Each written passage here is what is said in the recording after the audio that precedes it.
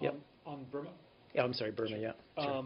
The by-elections, of course, are coming up this weekend. Of course. Aung San Suu Kyi overnight made some remarks about the elections, saying that, well, obviously Burma is not a perfect democracy yet, but that what she saw as problems, irregularities, saying that that's well beyond what's acceptable.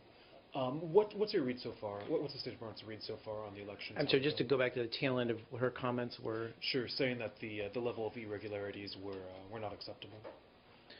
What's the State Department's read on how the by-elections are going? Well, again, we just have, as you guys all know very well, that we're going to have representatives of the National Democratic Institute as well as the International Republican Institute who are going to actually be on the ground. I believe they actually are on the ground to observe the Sunday's elections.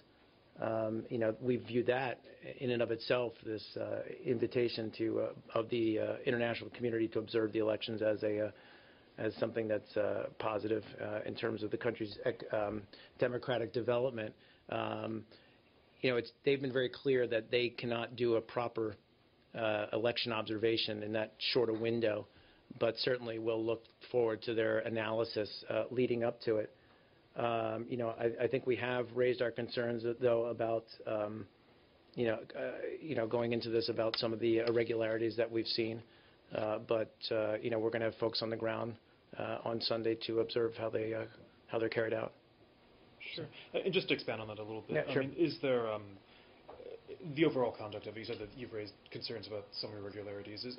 At this point, do you see it as credible? Do you see the by-elections or is it too early to judge? Well, I think first of all, this is a really this is an important moment for Burma.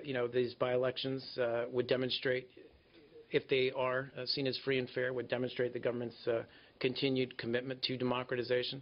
So we certainly want to see free and fair elections on Sunday. This would certainly propel further momentum in our bilateral relations, but we have noted some of these irregularities, and we're just going to, as we move forward through Sunday, we're going to assess. Speaking of the bilateral relationship, how is the process of trying to establish an embassy going there? Well, it's ongoing. I mean, we talked a little bit about this yesterday. If you're asking about naming an ambassador, what? Oh, of course, thank you, Mike. We do have an embassy. I jumped to the conclusion you're talking about naming an ambassador, and that's really something for the White House. Thank you, Matt. Yeah.